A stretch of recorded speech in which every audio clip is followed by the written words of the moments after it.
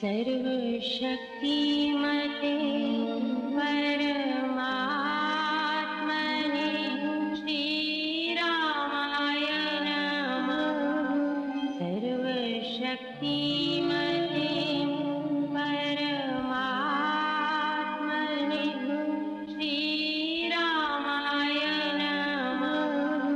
सर्वशक्तिमते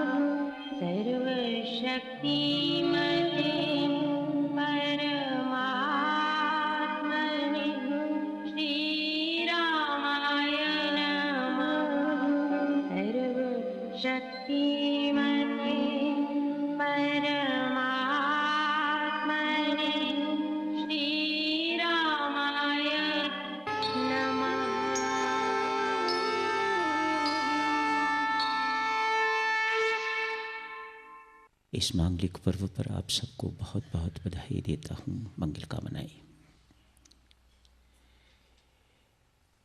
कटुता शत्रुता को भूलने का दिन, जो बीत चुका है उसे भुलाने का दिन, प्रेमपूर्ण नया दिन, नया जीवन शुरू करने का दिन, होली, खूब भजन कीर्तन करने का दिन, परस्पर मन मटाओ उसे मिटाने का दिन।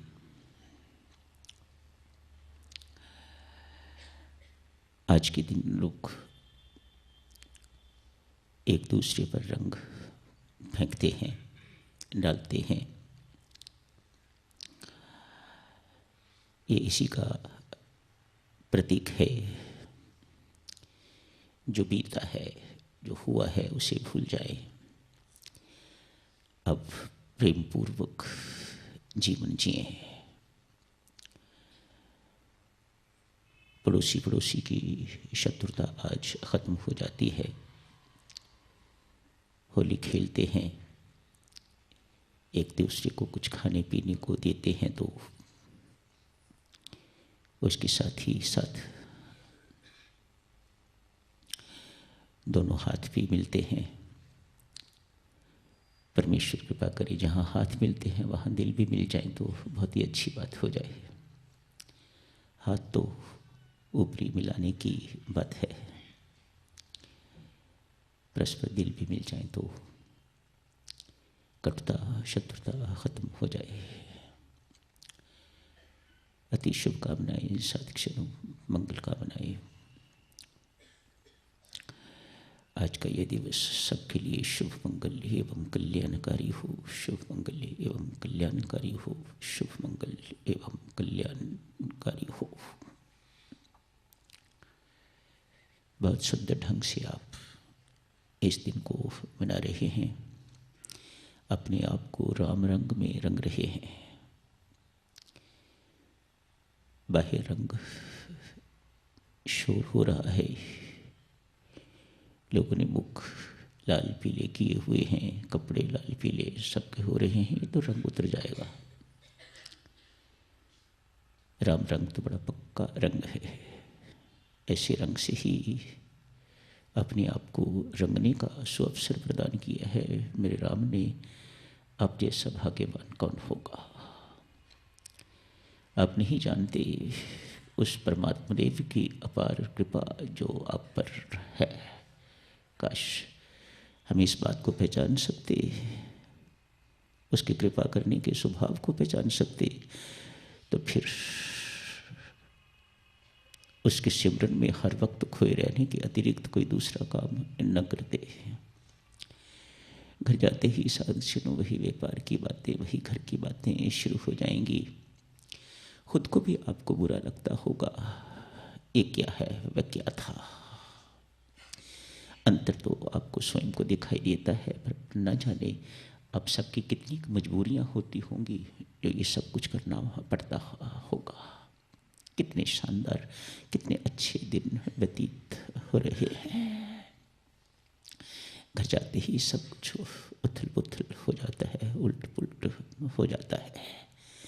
यहाँ प्रेम के आंसू और वहाँ पर जाके तो दुख के आंसू, पश्चाताप के आंसू बहने शुरू हो जाते हैं।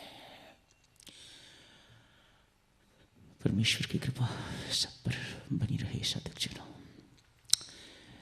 प्रहलाद अपनी माँ को यही कहता है, माँ मेरे ऊपर राम रंग इतना चढ़ गया हुआ है।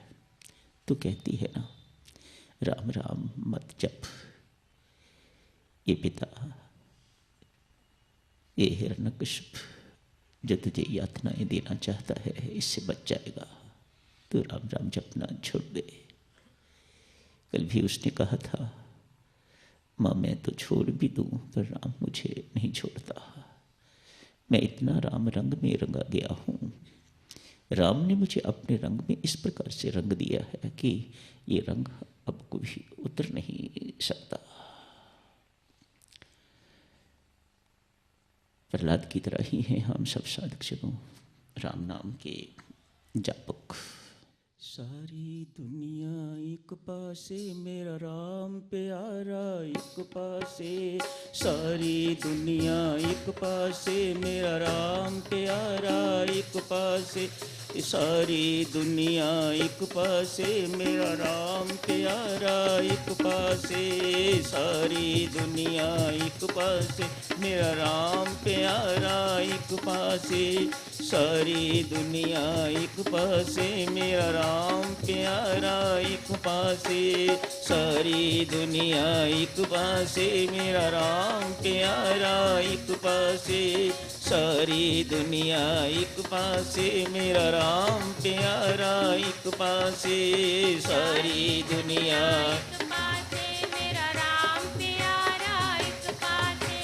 सारी दुनिया एक पासे, मेरा राम प्यारा एक पासे।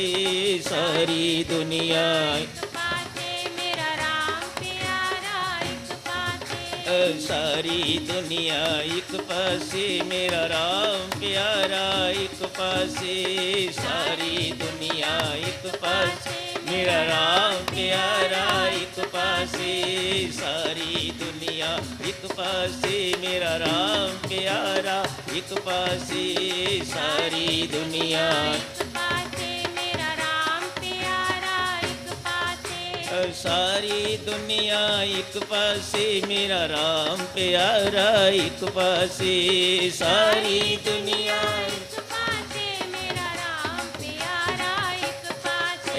सारी दुनिया एक पासे, मेरा राम प्यारा एक पासे। सारी दुनिया एक पासे, मेरा राम प्यारा एक पासे। सारी दुनिया एक पासे, मेरा राम प्यारा एक पासे। सारी दुनिया एक पासे, मेरा राम प्यारा एक पासे। सारी दुनिया एक पासे, मेरा राम प्यारा एक पासे। शत शत नमन है दिव्य सज्जनों आप सबके श्री चरण में। आज का प्रसंग भी यही है। न सीता ने संसार को चुना है, न लक्ष्मण ने संसार को चुना है, दोनों ने राम को चुना है। चर्चा भी इसी बात पर चल रही है। संसार में रहते हुए संसार से किस प्रकार विलिप्त रहना है, किस प्रकार अपने आप को राम से जोड़ के रखना है। लक्ष्मण भी कह सकते थे, मैं तो प्रभु राम की आज्ञा का पालन कर रहा हूँ, उन्होंने कहा है घर रह, मुझे घर रहना चाहिए। सीता भी कह सकती थी, मुझे तो मेरे स्वामी की आज्ञा है, पति की आज्ञा का पालन करना मेरा स्वधर्म है, मुझे घर ही रहना चाहिए। दोनों ने आज्ञा नहीं मानी। ये मन की खोटी चाल, यहाँ हम भरमा जाते हैं, लक्ष्मण पक्के हैं, माँ सीता पक्की हैं, उन्होंने संसार को नहीं चुना, उन्होंने राम को चुना है। हम तो कह देते हैं ना, ध्यान के समय यदि कोई अतिथि आ जाता है तो क्या कर्तव्य हमारा बनता है उस वक्त? अतिथि भी तो परमात्मा का ही रूप है। ये मन की खोटी चाल है, ये सही नहीं है। साधकजनों, स्पष्ट दृष्टांत हैं आप जी की सेवा में, ये भी कह सकते थे, लेकिन कहा नहीं, सीता ने भी राम को ही चुना है और लक्ष्मण जी महाराज ने भी राम को ही चुना है। मैं किसी दूसरे व्यक्ति को नहीं जानता, ये लक्ष्मण के शब्द हैं। मेरे लिए सब कुछ आप हो, ऐसा चुनाव लक्ष्मण जी महाराज ने किया है। दोनों को प्रभु राम ने अति वंदनीय बना दिया है, अपने से भी अधिक वंदनीय बना दिया है। क्यों? इन दोनों ने संसार को तज के तो राम को चुना है। चर्चा साधकजनों यही चल रही है। आज एक राम भक्त की बात करते हैं, हमारे देश के नहीं है। उन्होंने भी संसार को छोड़ के तो परमात्मा को चुना है। आप बहुत अच्छी तरह से जानते हैं, मनु जी महाराज शत्रुपा राजा थे। सारा राज्यपाठ अपना छोड़ के तो तपस्या के लिए निकले हैं। घोर तपस्या करी है दोनों ने। प्रभु राम ने शत्रुपा की कोख से ही जन्म लिया है, अवतरित हुए हैं, संसार को तज दिया, परमात्मा की ओर अपना रुख मोड़ लिया। मनु शत्रुपा ही दशरथ एवं कुशल्या के रूप में अयोध्या में पैदा होते हैं और उनके यहाँ पैदा होते हैं प्रभु राम। आज साधकजनों, बुखारी का एक शहंशाह है, सम्राट है इब्राहिम। इस वक्त तो शहजादा ही है। आज अपना राजपाट छोड़ के कुछ घटनाएं इस प्रकार की घटित हो गई हैं, संसार से मुख मोड़ लिया है। उस प्यारे की खोज में निकल गया है। उस प्यारे की खोज करनी हो तो पहले उसके प्यारे की खोज करनी पड़ती है, तभी काम बन पाएगा। आज राज दरबार लगा हुआ है, बहुत सच हुई हुई है। अभी बुखारी की ही बात है, अभी घर से निकले नहीं है। राज दरबार सजा हुआ है, मंत्री इत्यादि सब बैठे हुए हैं, आपस में बातचीत चल रही है। बाहर शोर सुनाई दे रहा है। एक व्यक्ति बहुत प्रेम पूर्वक कह रहा है द्वारपाल से, मन थोड़ा सा झगड़ा जैसे हो रहा हो। झगड़ा द्वारपाल की तरफ से। वह व्यक्ति तो बहुत शांत है, वह बहुत नम्रतापूर्वक बोल रहा है, भाई इस सराय है, धर्मशाला है, मुझे यहाँ रहना है। द्वारपाल कहता है, मूर्ख हो, पागल हो क्या? ये राजा का महल है, सराय नहीं है। उधर है सराय, वहाँ जाओ। उधर है धर्मशाला, वहाँ जाओ। अरे नहीं भाई, यही सराय है, मुझे यहीं रहना है। बार बार प्रेम पूर्वक आग्रह कर रहा है ये महात्मा। कहता है, मुझे इसी सराय में रहना है। मान नहीं रहे। आपस में थोड़ा सा वाद विवाद हो रहा है। इसकी वाणी क्रोधी है द्वारपाल की, उसकी बहुत विनम्र शांत वाणी राजा के कानों में आवाज पहुंची है। राजा साहब ने कहा, ये कौन ऐसा व्यक्ति है इतना शांत दांत, इतना विनम्र, जो इस प्रकार की बात कर रहा है? जानते हुए भी सारा संसार जानता है ये राजा का महल है, इसे सराय क्यों कह रहा है? भीतर बुलाइएगा। भीतर आगमन हुआ है महात्मा का। आभावान चेहरा है, बहुत शांत चेहरा है, नूर टपकत रहा है उस चेहरे से, बहुत शांति है। राजा ने प्रणाम किया। महात्मन, सारा जग जानता है कि ये मेरा महल है, एक राजा का महल है, मेरे बाप दादा का ये महल है, इसी महल में मैं रह रहा हूँ। आप क्यों आग्रह कर रहे हैं कि ये सराय है और आपको यहीं रहना है? कोई और सेवा हो तो मुझे बताइएगा, मैं हर सेवा आपकी करने को तैयार हूँ। राजन, आप मेरी आयु देख रहे हो, मैं बहुत वृद्ध हूँ। कुछ देर पहले भी मैं यहाँ आया था, तब तो आप नहीं थे। हाँ, मेरे पिताश्री थे। उससे पहले भी मैं एक बार आया था, तब तेरे पिताश्री भी नहीं थे। हाँ, तब मेरे दादाजी थे। क्या तुम्हें यकीन है कि मैं अगली बारी आऊंगा तो तू ही यहां पर मुझे मिलेगा? ये प्रश्न महात्मा ने पूछा। इब्राहिम ने कहा, नहीं महाराज, मैं आश्वस्त नहीं, मुझे ये यकीन नहीं है कि आप अगली बार पधारोगे और मैं ही आपको इस राजगद्दी पर मिलूंगा। फिर राजन, ऐसी जगह को जहां आने का पता नहीं, जाने का पता नहीं, यहां कितने दिन रहना है उसका पता नहीं, एक के बाद एक आ रहा है, जा रहा है, ऐसी जगह को सराय या धर्मशाला न कहा जाए तो और क्या कहा जाए? ये सराय है। राजा की पाँव से जमीन खिसकी, उसका सारा शरीर, सारा व्यक्तित्व, सारा अस्तित्व उसका हिल गया महात्मा की बात सुन के। ये महात्मा की बात में बहुत वजन है। उठा, महात्मन आप पधारिए, आप इस राय में रहिएगा, मैं चलता हूं। छोटी जगह। साधक, आज ये धक्का लगा है, इससे पहले भी इस व्यक्ति को एक दो धक्के लग चुके हुए हैं।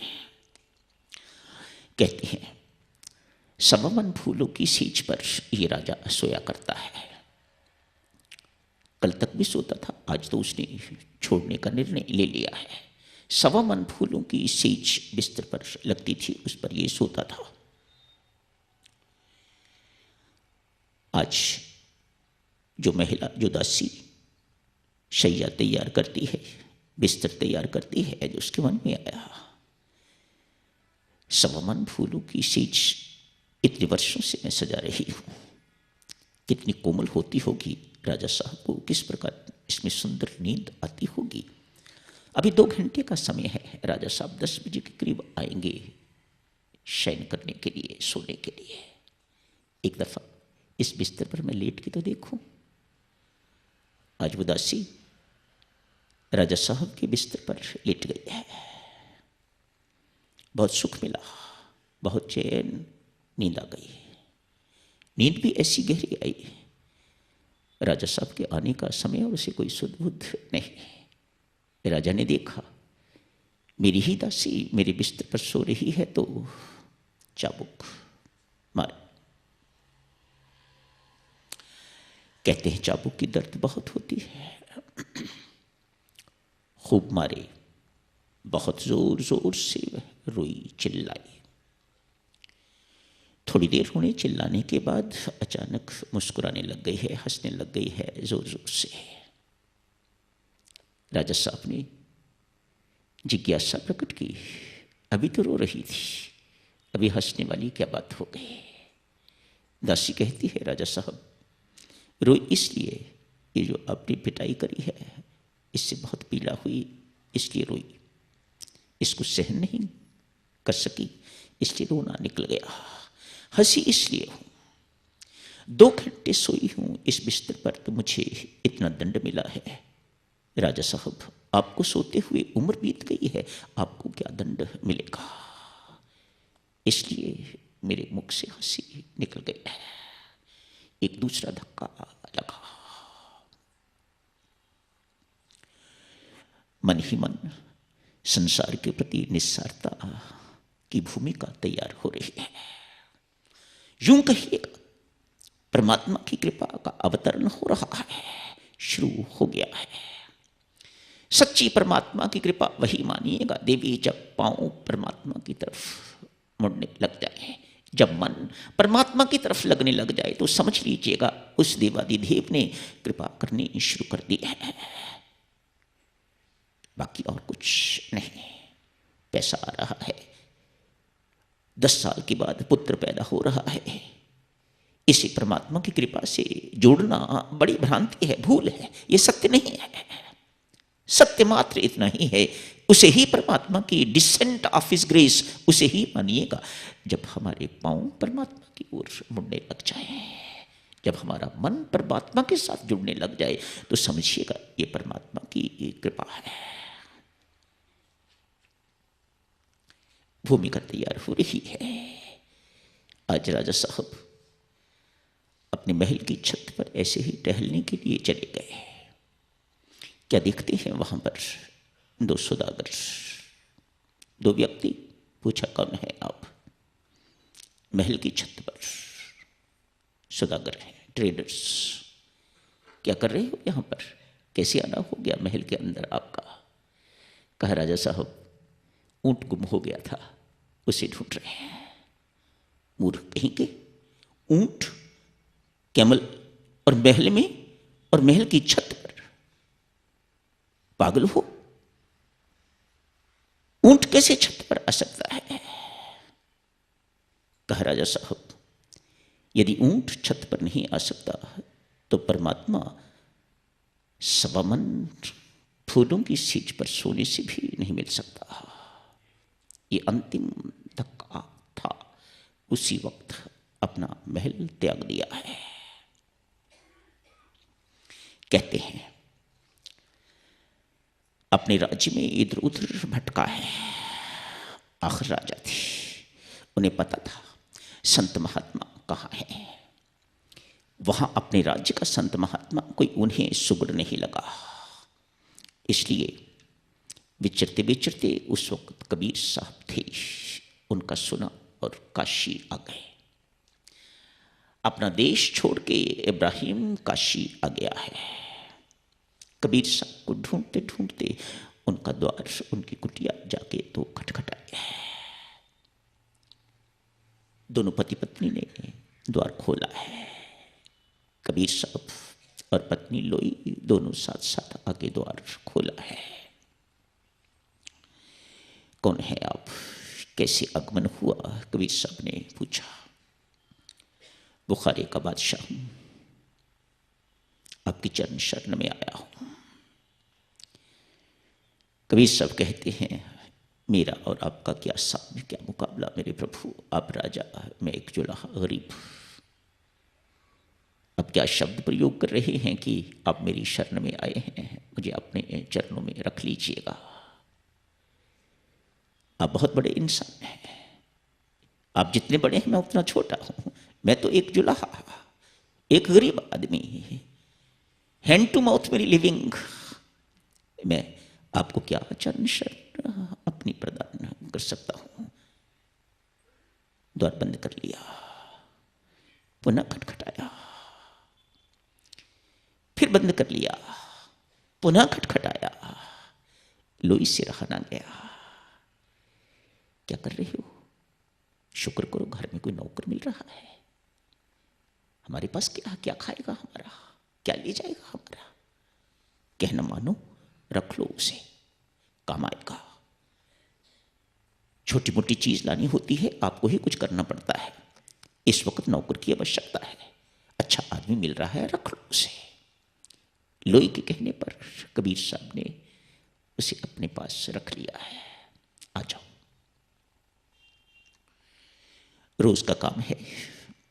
कबीर साहब का सामान जहां भी उन्होंने खड्डी इत्यादि लगाई हुई है, वह सामान उठा के शहजादा आज शिष्य बन गया है, बटू बन गया है, नौकर बन गया है, दास बन गया है, गुरु का सेवक बन गया है। अभी शिष्य नहीं बनाया। रोज सामान ले जाता है, रात को ले आता है। जाता कबीर साहब के साथ है, फिर आता भी कबीर साहब के साथ है। बीच में घर में एक दो चक्कर लगते हैं। कबीर साहब का खाना लेने के लिए आता है, जूठे बर्तन छोड़ने के लिए आता है, इत्यादि इत्यादि। आटा चाहिए, दाल चाहिए, सब्जी चाहिए, जूठे बर्तन इत्यादि सब साफ करता है, सफाई इत्यादि में सहायता करता है। सब कुछ जो घर का एक नौकर करता है वह बादशाह कर रहा है। 6 वर्ष बीत गए। आज लोई कहती है 6 साल हो गए हैं इसको नौकरी करते हुए हमारे पास, हमारी सेवा करते हुए 6 वर्ष बीत गए हैं, अब इसे कुछ दो।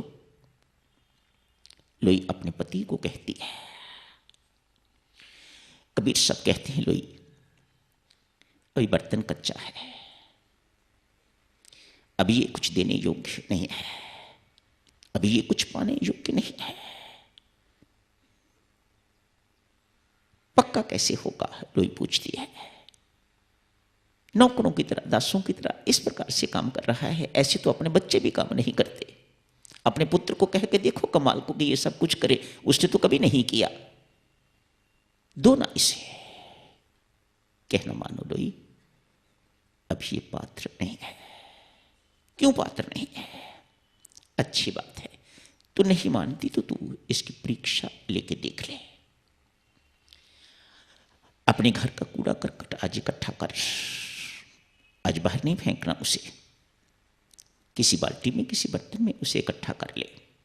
आज दोपहर को जिस वक्त ये भोजन लेने के लिए आएगा उस वक्त इसके सिर पर फेंकना, छत के ऊपर छुप के इसके सिर के ऊपर कूड़ा करकट फेंकना। जो ये कहे, जो ये जवाब दे, फिर मुझे रात को बताना। आज शहजादा भोजन लेने के लिए दोपहर को आया है। लोई तैयार बैठी है। एक अनपढ़ महिला किसी बड़े आदमी का एग्जाम लेने जा रही है, अंदर से बहुत इलेटेड है, बहुत प्रसन्न है। वाह, मैं किसी की परीक्षा लेने के लिए जा रही हूं। बर्तन गंदगी का ऊपर फेंक दिया। शहजादा साहब ने ऊपर देखा और कहते हैं, काश मैं बुखारे में होता तो मैं तुम्हें देखता।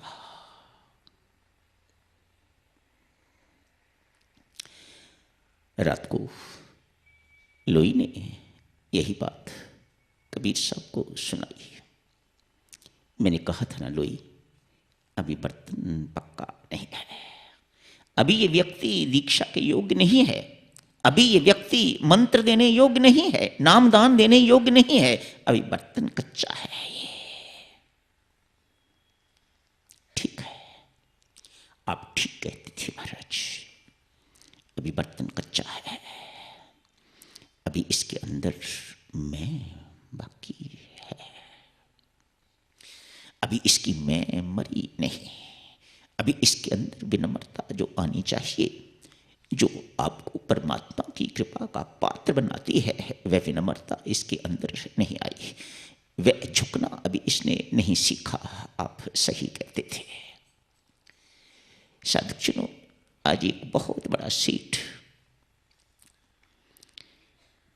किसी उतने ही बड़े महात्मा के पास गया है, चरणों में प्रणाम किया, कहा महाराज मेरे पास बहुत धन संपत्ति है, अति, मैं दान देना चाहता हूं, मैं औरों की सेवा करना चाहता हूं, इससे कैसे करूं, किसको दूं, कैसे दूं? इस प्रकार के प्रश्न सेठ ने महात्मा से पूछे। हंस रहे थे महात्मा, लेकिन अचानक उदास हो गए। सेठ ने पूछा, महाराज अभी तो बिल्कुल खिले हुए थे, क्या हो गया? अभी बिल्कुल मुरझा गए हो। कोई मुझसे गलती हो गई, कोई मुझसे भूल हो गई? मैंने तो मात्र आपसे इतना ही कहा है, मेरे पास बहुत धन है, मैं उसे दान देना चाहता हूं, सेवा करना चाहता हूं औरों की, कैसे करूं? महात्मा कहते हैं, सेठ सेवा ऐसी नहीं हुआ करती, सेवा करने से पहले कुछ बनना पड़ता है, और तुम वो अभी बने नहीं। क्या बनना पड़ता है महाराज? सेठ ने पूछा। कहा, अभी तुम यही कह रहे हो ना, मेरे पास इतना धन है, मैं दान देना चाहता हूं, मैं सेवा करना चाहता हूं। अभी तो तुम सिर्फ अपनी मैं की सेवा कर रहे हो, अभी दूसरों की सेवा करने योग्य नहीं हुए। अभी तो तुम अपनी मैं की ही सेवा कर रहे हो, अभी दूसरों की सेवा करने योग्य नहीं हुए। जब ये मैं मरेगी तो फिर दूसरों की सेवा करने योग्य होवोगे। महात्मा समझाते हैं, प्रभु प्राप्ति में एक ही वादा है, इसे मैं कहा जाता है। जिन साधकों ने, जिन भक्तों ने अंतर्मुखी होके देखा है, भीतर झांक के देखा है, भीतर पहुंच के देखा है, उन्होंने पाया है कि अंदर मैं नाम की कोई चीज नहीं है।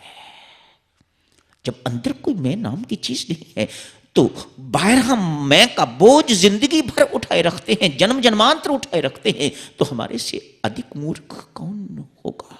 क्यों उठाए हुए हैं वह बोझ?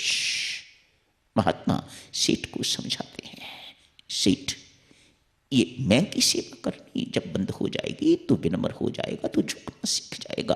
तेरे अंदर ये मैं मर जाएगी, खत्म हो जाएगी, तब तू दूसरों की सेवा करने योग्य हो सकेगा। आज 6 वर्ष और बीत गए। 6 वर्ष पहले बीते थे तो लोई ने प्रस्ताव दिया था, इसे महाराज कुछ दीजिएगा। आज 6 वर्ष और बीत गए हैं, 12 वर्ष हो गए हैं। आज कबीर साहब कहते हैं, लोई लगता है बर्तन पक गया है, पात्र तैयार है, अब इसे नामदान देना चाहिए, अब इसे कुछ देना चाहिए और यहां से विदा करना चाहिए। समझदार है ना साधकजनों, कबीर साहब है। क्या लोई है, क्या कमाल है, क्या कमाली है। घर में रहते हुए, कुटिया में रहते हुए भी किसी के साथ कोई चिपकाहट नहीं है। कबीर साहब ही हैं। यही संत महात्मा अपने जीवन से सिखाते हैं। संसार में रहते हुए भी संसार से निर्लेप किस प्रकार से जीवन यापन करना है, अनासक्त किस प्रकार से रहना है, यही संतों महात्माओं का जीवन हुआ करता है और यही वे अपने जीवन से सिखाते हैं। हमें ऐसे नौकर से बड़ा लाभ हो रहा है, इससे कोई अटैचमेंट नहीं है, इसलिए इसे हमेशा अपने पास रखना है। ये मेरी अधिक सेवा करता है, ये मेरी अधिक कम करता है, इसे निकालना चाहिए, इसे रखना चाहिए। इस बखेड़े में संत महात्मा नहीं पड़ते। लोई कहती है, महाराज क्षमा करें, उस वक्त के शहजादे में और इस वक्त के शहजादे में मुझे तो कोई अंतर दिखाई नहीं देता। आपको कैसे लगने लग गया है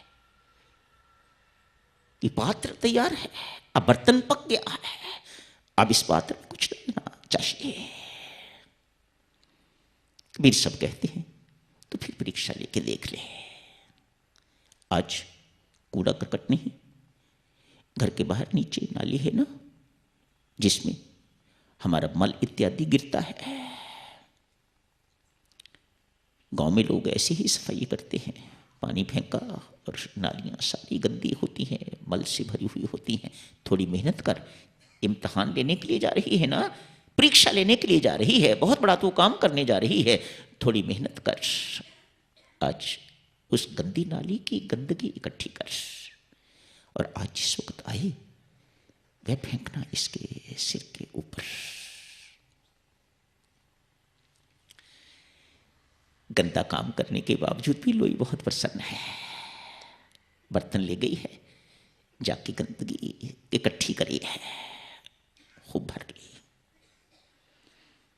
आज जब भोजन लेने के लिए आया है, बहुत तीव्र प्रतीक्षा है। आज सारी की सारी बाल्टी उसके ऊपर फेंक दी है, एक बूंद भी अंदर नहीं रहने दी, पूरी की पूरी बाल्टी उसके ऊपर उड़ेल दी है।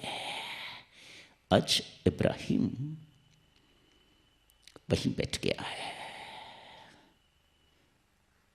तेरे जैसे अभिमानी के साथ ऐसा ही होना चाहिए था जैसा आज हुआ है। ऊपर भी मिट्टी, बीच में भी मिट्टी और नीचे भी मिट्टी, सब मिट्टी ही मिट्टी है। वह परमात्मा तेरा लाख लाख शुक्र है। गंदगी से लथपथ आज अपना मस्तक धरती पर झुका रहा है। परमात्मा का शुक्रिया अदा करने के लिए आज झुकना आ गया है। संत इब्राहिम की चर्चा चल रही थी। आपको याद होगा आज श्री रामायण जी के पाठ के बाद संत इब्राहिम अभी संत नहीं बने, उससे पहले शहजादा हैं बुखारे के, कबीर साहब के चरण शरण में आए हैं। काश कबीर साहब ने 12 साल अपने श्री चरणों में रखा है। आज जब परख लिया, आपात तैयार है, इसे नामदान देना चाहिए। लोई की हुई परीक्षा के उपरांत आज जब नामदान दिया है, साथ ही साथ कहा जाओ वत्स, साधना संपन्न होती है, अब आप लौट सकते हो, जा सकते हो वापस। इब्राहिम की आंखों में आंसू हैं साधुजनों। श्री गुरु चरणों से बिछड़ने की पीड़ा कोई साधारण पीड़ा नहीं हुआ करती। हाथ जोड़ के कहता है, महाराज जहाँ 12 साल रखा है वहाँ शेष जीवन भी रख लो। मैं सब कुछ छोड़ के आया हुआ हूँ, मेरा कोई नहीं है, मैं अब वापस नहीं जाना चाहता, मैं कहीं भी नहीं जाना चाहता। जो सुख आपके श्री चरणों में है वह तीनों लोकों में भी नहीं होगा।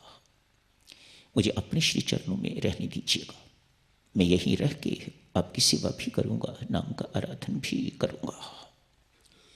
कबीर सब नहीं मानते, नहीं बस तुझे वापस ही जाना होगा। वापस से अर्थ अपने राज्य में नहीं, कहीं भी आप जाना चाहो जा सकते हो, मेरी तरफ से आपको खुली छूट है। पर राज्य को भी यदि मेरा राज्य मान के राज्य करोगे तो किसी प्रकार की कठिनाई तेरे जीवन में नहीं आएगी। भरपूर आशीर्वाद गुरु महाराज देते हैं। फटे पुराने कपड़ों में शहजादा, बाल बड़े हुए हैं, अपनी सारी की सारी पहचान खो चुका हुआ है। राजाओं जैसी वेशभूषा नहीं है, पहचानना भी मुश्किल। 12 वर्ष के बाद पैदल चलता चलता, पैसे नहीं है कि बुखारा जा सके, पैसे खर्च करके किसी व्हीकल से जा सके, किसी ढंग से जा सके, ऐसा पैसा नहीं है, पैदल चल पड़ा है। साधुजनों, बहुत सी बातें तो नहीं की जा सकेंगी, समय का अभाव है, पर थोड़ी मोटी बात। घूमता घूमता चलता फिरता अनेक महीनों, अनेक वर्षों के बाद आज अपने राज्य की सीमा पर पहुंच गया है। एक नदी का किनारा है, वहां बैठा है। कई दिन हो गए हैं वहां बैठे हुए, अपनी एक बास्केट उसे सुई से सी रहा है, फटी हुई होगी। कोई लोग आएंगे, फटी हुई है, नई कहाँ से मुझे मिलेगी, उसे ही सी रहे हैं। इतनी देर में संयोग की बात है, उसके राज्य के मंत्री आए हैं, शिकार खेलने के लिए आए थे। देखा राजा इब्राहिम, कठिनाई तो हुई पहचानने में, पर चिन्हों से ही पहचाना। पूछा, क्या आप राजा इब्राहिम हैं? हाँ था, अब नहीं, अपने मंत्री को कहते हैं। आपकी जाने बाद महाराज धीराज, मैंने आपके बच्चों का पालन पोषण किया है, राज्य को संभाला है, इत्यादि इत्यादि सब बातें की करने के बाद कहते हैं, महाराज वापस चलिएगा, अपना राज्य संभालिएगा। मैं तुम्हें छोड़ चुका हूँ, मुझे अब वापस नहीं लौटना। हाथ में जो सुई थी उसे इस प्रकार से नदी में फेंक दिया। मंत्री महोदय, मेरी सुई नीचे गिर गई है, इसे निकाल दीजिएगा। मंत्री हाथ जोड़ के कहता है, राजन गहरा पानी है, इस सुई को ढूंढना तो बहुत कठिन है। आप आधा घंटा प्रतीक्षा करें, मैं ऐसी 1 लाख सुइयां आपको लाके दे सकता हूं। नहीं, मुझे वही चाहिए। मंत्री कहता है, महाराज मैं वह सुई तो नहीं निकाल सकता। उसी वक्त बेटा एक मछली अपने मुख में सुई लेके तो ऊपर आई है। उस मछली के मुख से राजा इब्राहिम ने सुई निकाली है। जो काम मंत्री महोदय आप नहीं कर सकते, वह मेरे राम ने, जिसका मैं नौकर बन गया हूँ, वे राजाधिराज, वे महाराजाधिराज, जिसका मैं नौकर, जिसके राज्य का मैं एक नागरिक बन गया हूँ, उस बादशाहों के बादशाह ने देखो एक मछली के माध्यम से मुझे वह सुई लौटा दी है। मैं अब तेरे राज्य में नहीं जाऊंगा। मैं उस शहंशाहों के शहंशाह के राज्य का एक नागरिक बन गया हूँ, नौकर बन गया हूँ। मैं तेरे राज्य में नहीं जाऊंगा। ये नाम की महिमा है साधक जनों। नाम जिसे प्राप्त हो जाता है उसके सामने तीनों लोकों के सुख, ब्रह्मा जी के लोक तक का सुख बहुत तुच्छ सुख हो जाता है। क्या किया है? जिन राम ने, जिस ऐसे ही हुआ ना, राम नाम का दान मिला है उसे, राम नाम का उपासक है। जिन दिनों कबीर साहब के पास भी रहा होगा तब भी सत्संग मिला, सब चीज़ मिली, राम राम जपता होगा। कबीर सब स्वयं राम राम जपा करते थे, तो वही मंत्र देते होंगे, वही मंत्र दिया, नाम भी जपा, सेवा भी करवाई, अहम मरा। बात तो मेरी माता सज्जनों सिर्फ अहम की है। ये कब किसका मरता है? जिसका मर गया उसकी मौत हो गई, उसने प्राप्त पा लिया परमात्मा को। जिसने राम को अपनाया, अपना आप गवाया, उसी ने राम को पाया। याद रखना ये शब्द, जिसने राम को अपनाया, अपना आप गवाया, उसी ने राम को पाया। उसके अतिरिक्त और कोई राम को पाने वाला नहीं है। ये अहम साधक जनों, ये मैं कितना महत्वपूर्ण है हमारे जीवन में। जब तक ये क्षुद्रता बनी रहती है तब तक परमेश्वर की महानता का पात्र व्यक्ति नहीं बनता। क्षुद्रता दूर होते ही परमात्मा की महान संपदा का व्यक्ति मालिक बन जाता है। कैसी महिमा है परमात्मा की, और कैसी महिमा है, कितनी आवश्यकता है इस अहम को दूर करने की, इस अहम को नष्ट करने की, इस अहम को मारने की। आज एक संत महात्मा अपने दूसरे संत महात्मा मित्र से मिलने के लिए गए हैं। बड़ी घनिष्ठ मित्रता आपस में। जाके द्वार खटखटाया है। द्वार खटखटाने वाला मित्र सोचता है मेरी आवाज़ ही मेरा मित्र पहचानता है, मुझे अपना परिचय देने की आवश्यकता नहीं। पूछा कौन है? मैं हूं मित्र, द्वार खोल। द्वार नहीं खुला। फिर खटखटाया, कौन है? मैं हूं मित्र, तुम मुझे पहचानते नहीं, द्वार खोलो। द्वार नहीं खुला। बहुत देर खटखटाने के बाद क्रुद्ध शब्दों में कहा, मित्र तुम द्वार क्यों नहीं खोलते? क्या तुम पहचाने नहीं कि मैं कौन हूं? अंदर से आवाज आती है, कौन मूर्ख है बाहर जो अपने आप को मैं कह रहा है? ये अधिकार केवल परमात्मा को है। अस्तित्व केवल परमात्मा का, उसके अतिरिक्त किसी दूसरे का अस्तित्व नहीं है। कल आपने भजन सुनाया था ना, आज सुबह या कल सुनाया था ना भजन, वही है। एक परमात्मा के अतिरिक्त किसी का अस्तित्व नहीं है साधक जनों। ढांचा है, इसके अंदर चेतनता तो उसी की है। वह नहीं है तो फिर इसका भी अस्तित्व कुछ नहीं है। उसका अस्तित्व है तो इसका भी कुछ अस्तित्व है, नहीं तो कुछ नहीं। तो यही कहना होगा, एक ही अस्तित्व है इस संसार में, इस ब्रह्मांड में, परमात्मा का अस्तित्व। जितनी जल्दी इस साधक जनों ये हम मर जाए, उतनी जल्दी ही व्यक्ति परमात्मा की कृपा का पात्र, परमात्मा का पात्र बन जाता है। क्या हुआ है इसका, इस व्यक्ति का क्या हुआ? यही ना, चावल जैसा पहले कड़ा था, अकड़ा हुआ था अंदर से। बाहर से तो हम झुकते हैं साधक जनों, लेकिन अंदर तो अभिमान तो खड़ा रहता है, वह नहीं झुकता। इस आदमी ने, इस राजा ने परमात्मा की कृपा पात्र बनने से पहले अपने आप को भी अंदर से और बाहर से दोनों जगह से झुकाना सीख लिया है। बस इतनी ही बात करने की आवश्यकता है। देवियों, आज रामकृष्ण परमहंस से किसी ने पूछ लिया, ठाकुर क्या किसी का अहम मरता भी है, ख़त्म भी होता है, कि ऐसी ही बातें हैं ये? ठाकुर कहते हैं, भाई शैतान अहम तो मर जाता है, लेकिन शरीफ अहम नहीं मरता। दो शब्द ठाकुर ने प्रयोग कर दिए। ये शरीफ अहम नहीं मरता। मैंने दान दिया, मैंने जाप किया, मैंने साधना साधी, मैंने कुआं बनवाया, खुदवाया, ये किया, वो किया, ये शरीफ अहम है, ये नहीं मरता। शैतान अहम तो मर जाता है। व्यक्ति चोरी करता है, कोई गलती करता है, कोई पाप करता है, मैं थोड़ा हूं करने वाला, करने कराने वाला परमात्मा है ना। ठाकुर कहते हैं वह अहम तो मर जाता है, लेकिन शरीफ अहम जो है उसे मारना बेटा बहुत कठिन है, वह नहीं मरता। कोई भाग्यवान किसी पर परमात्मा की विलक्षण कृपा, अपार कृपा, यदि उसने अपने दोनों अहमों को मार लिया है, कुचल लिया है,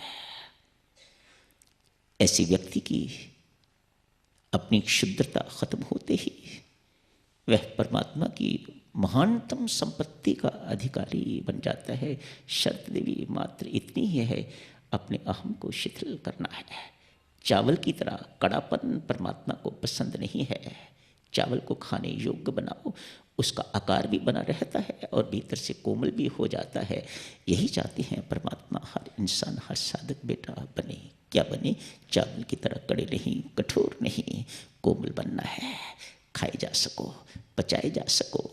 कड़े चावल को पचाना बहुत कठिन है, उबल जाता है, कड़ापन मर जाता है, कनिका मर जाती है, कनी उसकी मर जाती है, उसका आकार तो बना रहता है, वह खाने योग्य हो जाता है, इतना कोमल हो जाता है। मानो बेटा वह किसी के काम आने योग्य हो गया। जो दूसरों के काम आ सकता है, परमात्मा भी उसी को अपने काम के लिए चुनता है। यही तो परमात्मा का काम है, दूसरों के काम आना, दूसरों के लिए अपने आप को खत्म कर देना। दूसरे कौन है? कोई भी तो नहीं ना परमात्मा। तो इस बात को बहुत अच्छी तरह से जानता है। क्या शब्द आदमी प्रयोग करे, ऐसे ही मुख से शब्द निकल जाते हैं। ये दूसरे कौन है? कोई दूसरा है ही नहीं मेरे राम तेरे सिवा। जो कुछ भी इस संसार में होता है वह सब तेरे लिए ही होता है। इतनी सी बात समझ में आ जाए तो आपका हर कर्म, खाना पीना, सोना जगना, सब कुछ परमात्मा की पूजा बन जाए, परमात्मा की भक्ति बन जाए। यही समाप्त करने की इजाज़त दीजिएगा साधकजनों। हार्दिक धन्यवाद आप सबका एक बार फिर करता हूँ। कोटिशय प्रणाम भी मेरा स्वीकार कीजिएगा। आपके श्री चरणों में बार बार मैं अपना मस्तक नवाता हूँ। बहुबार धन्यवाद।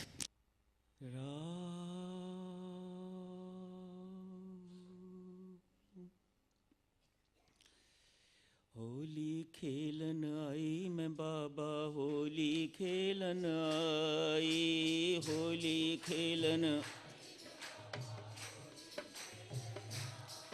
ओ होली खेलन आई मैं बाबा, होली खेलन आई, होली खेलन,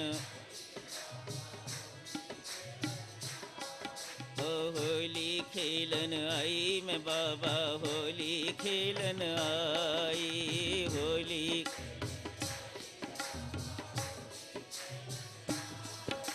कर दे लालो लाल ओ बाबा, होली खेलन आई, कर दे लालो,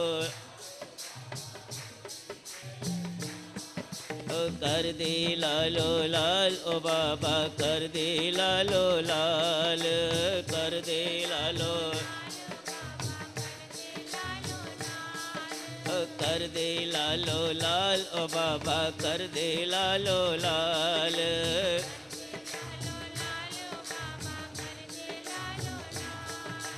कर दे मालो माल ओ बाबा, कर दे मालो माल, कर दे, कर दे मालो माल ओ बाबा, कर दे मालो माल, कर दे,